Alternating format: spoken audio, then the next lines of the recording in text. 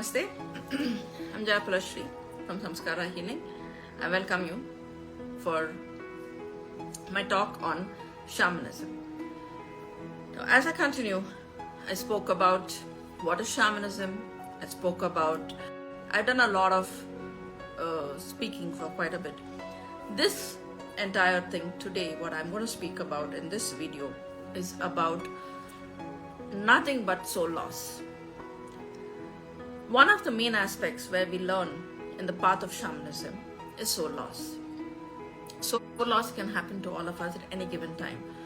One big reason for our illnesses, especially chronic illnesses, to some severe backache, joint pains, some issues with the heart, a lot of issues can be there. It would all have to do with your soul loss. So it is good to go to a shaman and get it checked if you have a soul loss. And if you have it, it is worth getting it worked on.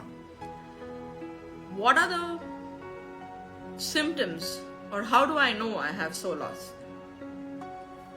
You're feeling unwanted, you're feeling lost, you're feeling low, you're feeling depressed, you feel like you're not in sync, you're feeling empty, you're feeling aimless, you don't know what you're doing in your life. There is some kind of, no matter what you're doing, you're not able to work on yourself and heal yourself. So these are some of the things that I'm speaking about soul loss. So soul loss could happen for various reasons. One is death, the entire trauma, the pain. So what is soul loss? The soul loss is a fragment of your soul breaks away when we go through something that we are not ready to deal with. So when that happens, the soul fragment breaks. And when the soul, sometimes there's a major chunk which breaks, and that's when many people move into the state of depression, or they've moved into a space of having chronic illnesses. By setting this, am I going to be okay? You will be okay, but you'll have to work with it. See, Rome was not fixed in a day. So you have to take out time. Yes, what the first step is, first and foremost, when you get in and you work on your soul and you bring it back and you make it a whole, a lot of your issues are getting sorted out by yourself. But can it break again? Of course it can. We are, after all, in a space where we are vulnerable. We're constantly in a space where we get, into spaces where emotionally we are often put into chaos and upheaval. It could be with loved ones, it could be with work, it could be with friends. There could be umpteen number of people who could come and put you in a space where you feel betrayed, where you're let down, where you're angry, where you're stressed. You could have been in an accident where you can have major soul loss. Death brings major soul loss. So a lot of these things happen. So when this happens, it's good to go to a shaman and work on it. And as I speak about soul loss, and I'm speaking about the thing, it's not something to be scared about, it's something to work with. When you learn this and when you work with it and you kind of go about doing your aspects and learning about it, you will know how to help yourself and help your loved ones in case if there is something like this that's happening in their space. That is one point. The second point is you would know when you are actually having something where you feel a loss. You would immediately know, and you would immediately know that, okay, fine, something is not right and I really need to work with it. So that's the beauty of it. So one aspect is understanding what is the soul loss, why would something like a fragment break away, how do you work with it, how do you bring it back into you. Is it safe? It is absolutely safe. It makes you whole again. If today I'm sitting here and talking with confidence is umpteen number of times I have worked with my soul fragments and brought it back. For various reasons they would, break away. And I think death, which was of my mother's, was quite a massive soul loss for me. And in my learning, that's the first thing I did, is working and bringing that back to me. It was quite overwhelming, but it was a beautiful experience, and that really, like I said, it's transformed me and changed my entire thought process. Recently, when one of my son went through a very bad phase, he went through massive soul loss. When he sat in front of me, his eyes were shattered and there was pain. And the pain and the sense of how could this happen to me and how could I be so naive and silly was very strong in him. The impact of it, I could clearly see it. So you understand when you're regularly working, you look at it and you figure out and you know.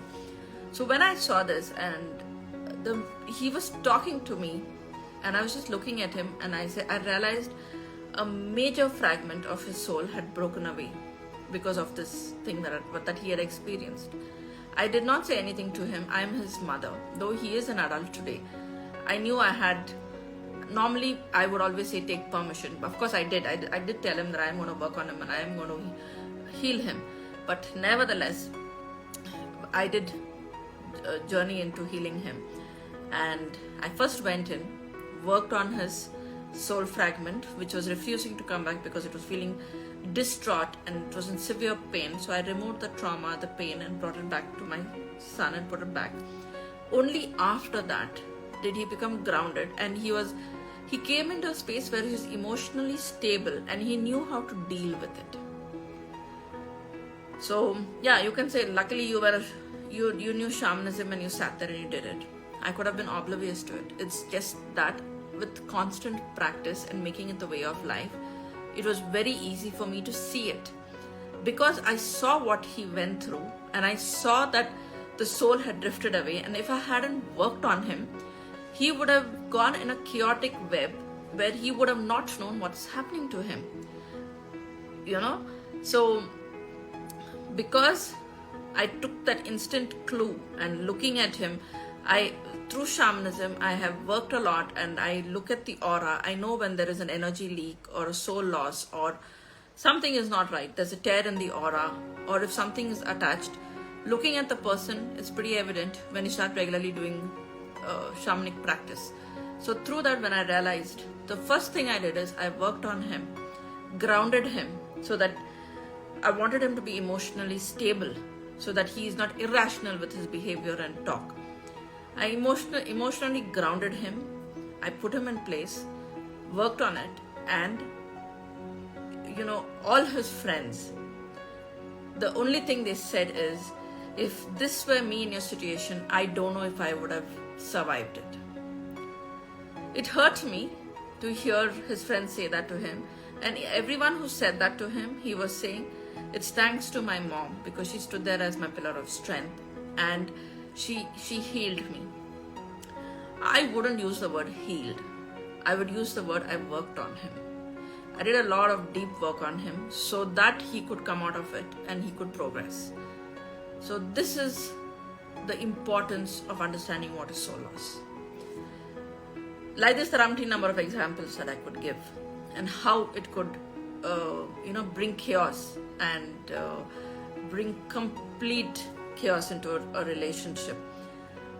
Another similar thing is, I've seen it when my husband, he'd lost his brother and he went through tremendous pain and he refused to speak about it. And after that, he spoke a lot of things which I realized that he was feeling very empty and pained and depressed. Obviously, he was refusing to accept it or acknowledge it. But I knew it. And again, I saw and I heard him the way he was speaking. And I kept looking and observing the kind of sentences he used to everything. And then all I said, can I kind of go in and work on you? And he said, okay, you can go in. When have I stopped you? I went in, worked on that aspect, which fragmented away because of the death, brought it back, and I did it within maybe the first 15-20 days I had done it. And usually we give time for the person to grieve because it's important they grieve. Grieving helps them heal and to move on. But I knew that if I didn't work on it immediately, there's going to be trouble and chaos in his space. And I said, can I go on and are you ready for me to work on you? And he said, yeah, okay, you go on. So I just went in and I worked on it. And I didn't tell him, I forgot about it. I was busy with something else. Later in the evening, I was just listening to him and his entire conversation was different. It was not negative. It was not about saying, oh my God, my life is done and this is it. No, it was completely different. And I just smiled to myself saying, okay, now we are back to normal. So this is how important working on something called soul loss is. So with that, I would end this talk that I've been having, and I would talk more about it.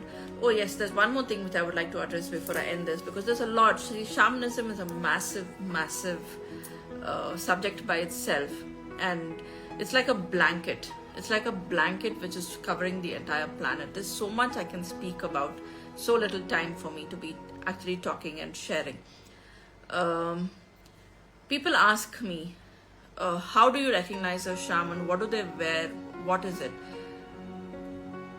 It's anybody and everybody can become a shaman, first point. And second thing, the indigenous tribe, they're more colorful in dressing. Some of them wear capes. They have like fancy coats.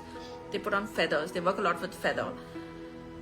Like what I said, shaman work with the 5 elements. So because of that, they work with feather. They have a lot of shells. And they carry a lot of, some of them who are the indigenous tribe have some animal skin, which they may have a piece of it, or they may have a clothing out of it, or something which would be very part of connecting to all the 5 elements. So, and again, the dressing varies from place to place. If you even look at the Inca tribe in South, do you go into North America, you come into Siberia, you come in towards Tibet, yes, it's more or less, you will know they are shamans, because the way they are sitting, the way they are wearing the dress, the cape, it's pretty obvious and evident. You would know it without a doubt who you're looking at. But nevertheless, they are very, very connected to feathers, shells, and anything pertaining to Mother Earth, stones, and all these things. So you would identify a shaman with these things. They carry it with them. It becomes their medicine bag. And one of the first things my teacher taught me is always carry your medicine bag with you, because you'll never know when you need it and where you go and who would need it. Initially, I used to carry my medicine bag because let me take this into the next video and speak about it. I don't want to keep all my videos long, but yes, I end my talk with, it is important that we create a medicine bag and have a lot of things in it as a shaman. So with that, I would end this talk. I thank you for being part of this, for the amazing feedback I'm getting, everything. It really keeps me going. You know, for me to come time and again and put up so many videos, speak about it, it makes me feel happy. There's somebody who wants to know more, and I'm more than happy to share what I've learned, because the more I share, I strongly believe the more knowledge I share, the more knowledge comes to me, which needs to be shared again. So with that, I wish you well, and I shall come back soon. Thank you so much, and